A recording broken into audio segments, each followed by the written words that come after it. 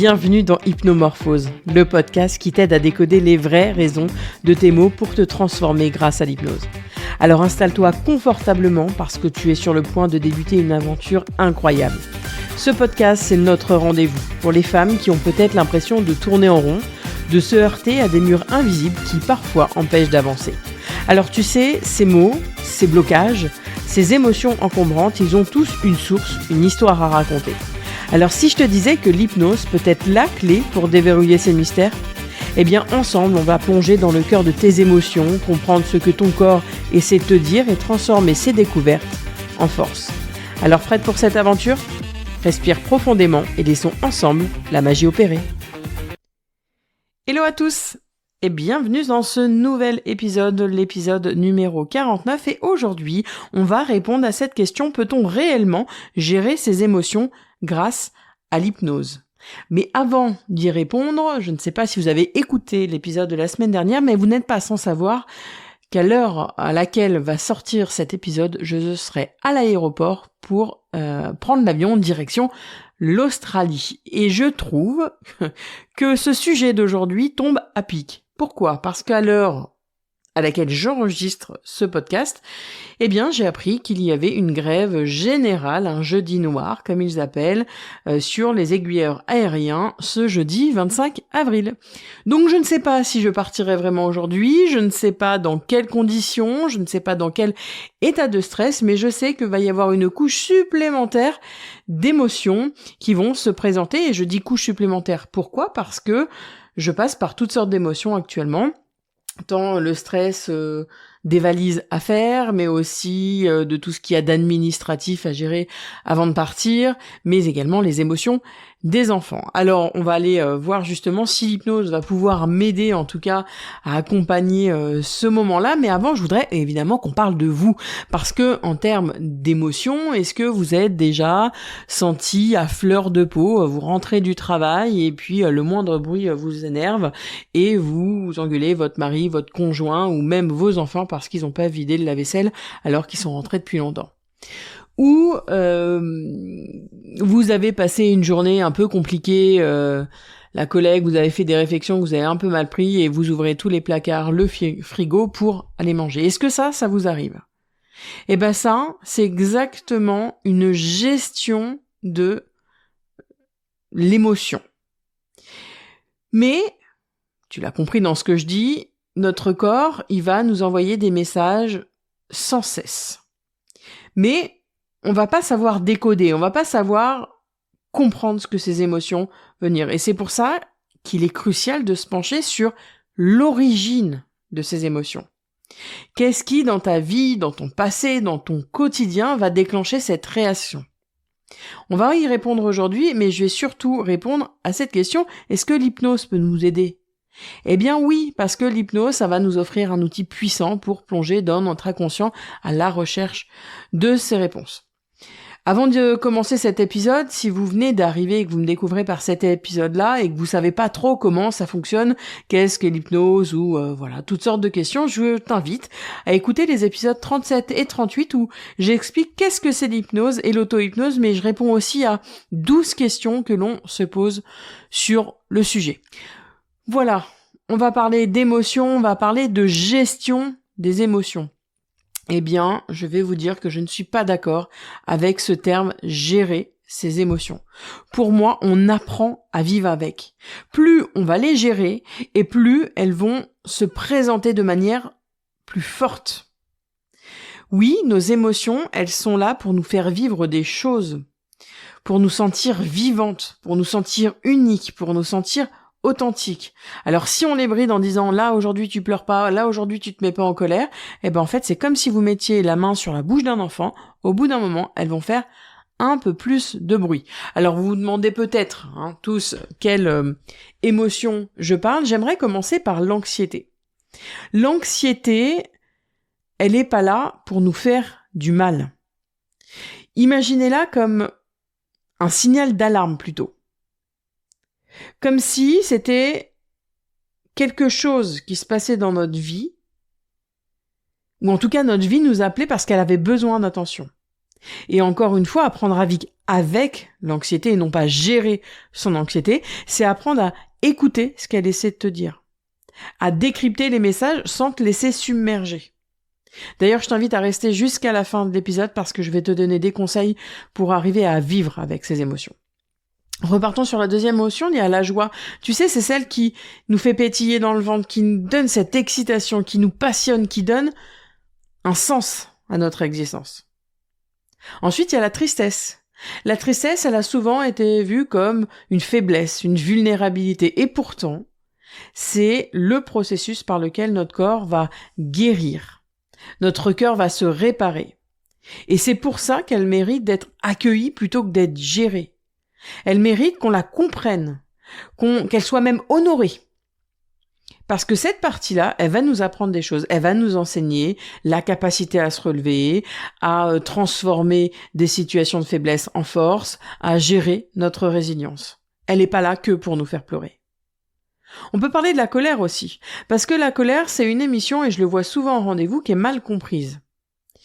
La colère, c'est pas que donner des coups de poing ou crier ou parler fort, c'est le reflet de nos propres limites, de nos besoins qui sont pas respectés.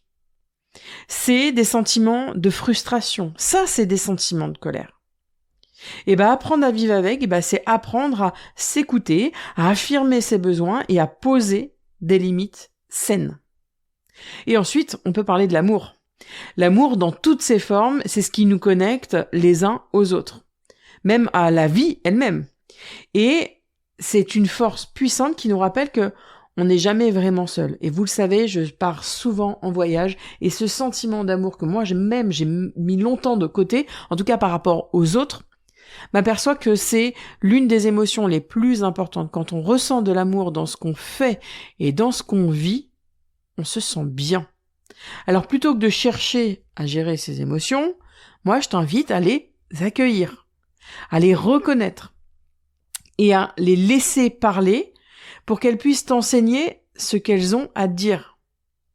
Alors on est bien d'accord, hein, c'est pas dire namasté quand on est en colère ou te dire allez, sois positive, c'est rien, alors que tu pleures et que t'en peux plus, que t'es au fond du trou. Non, c'est accepter l'état dans lequel tu vis. T'es triste parce que tu peux pas faire une sortie que t'avais prévue, mais pleure. T'es en colère parce que ta mère, elle t'a pas respecté, crie, dis-le. Oui, gérer ses émotions, c'est les mettre de côté, accepter, c'est les vivre. C'est accepter cet état. Si t'es en colère, tu cries. Si t'es triste, tu pleures, point. Vis tes émotions. Et tu vas voir qu'au fur et à mesure, elles vont prendre beaucoup moins de place. Je reprends l'exemple de cet enfant. Vous avez déjà vu cet enfant à la caisse du supermarché qui veut les bonbons parce qu'ils sont mis en tête de rayon et qui fait une crise à sa mère parce qu'il veut absolument les bonbons. Les émotions, c'est exactement pareil. Tant que les émotions, elles n'ont pas atteint votre niveau de conscience et qu'elles n'ont pas envoyé le message qu'elles voulaient envoyer, elles vont devenir de plus en plus fortes.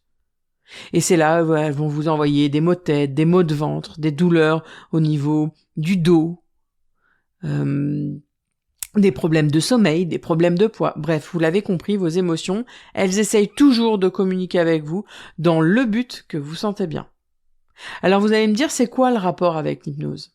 Eh bien, je vous l'ai dit tout à l'heure, l'hypnose, c'est un outil merveilleux dans ce processus. Ça va vraiment nous accompagner. C'est un peu comme si on nous prenait la main le temps d'un instant. Ça va nous permettre d'aller plonger en douceur à l'intérieur de notre inconscient pour faire la paix avec certaines de nos émotions. Ça nous arrive parfois de garder une colère en nous parce que faut pas la montrer, parce que c'est mal de la montrer aussi. Et ça va être aussi d'apprendre à vivre avec elle. D'accord ? Parce que parfois on ne sait pas pourquoi on se comporte de cette manière. Eh bien l'hypnose, ça va t'aider à comprendre pourquoi tu réagis comme ça. Ça, c'est le premier conseil que je vais vous donner. Utilisez l'hypnose pour vous accompagner. Ça va pas vous faire arrêter de pleurer. Ça va pas vous faire arrêter d'être en colère. Non. Ça va vous permettre d'aller chercher la raison pour laquelle vous agissez comme ça, parfois dans l'extrême, pour vous aider à comprendre et du coup réguler ces émotions-là. On ne les gère pas, on apprend à vivre avec et à surfer sur la vague avec. Alors dans un premier temps, je t'invite à être à l'écoute de toi-même. Prends le temps chaque jour d'écrire, de t'arrêter, de respirer et de vraiment faire un scan de toi. Où est-ce que tu en es dans ta vie? Où est-ce que tu en es dans tes émotions? Où est-ce que tu veux aller? Réaligne-toi. Je sais que ça peut paraître un peu lambda, mais observe-toi comme si tu étais à la terrasse d'un café et que tu observais les gens passer. C'est la première chose que tu dois faire. La deuxième chose, je t'invite bien évidemment à utiliser l'hypnose. L'hypnose, que ça soit pour calmer une situation de colère ou de tristesse, ou même pour aller chercher l'origine, va t'aider à dialoguer avec ces émotions, à les comprendre et apprendre d'elles. La troisième chose, et j'en ai écrit un livre, je te demande d'écrire.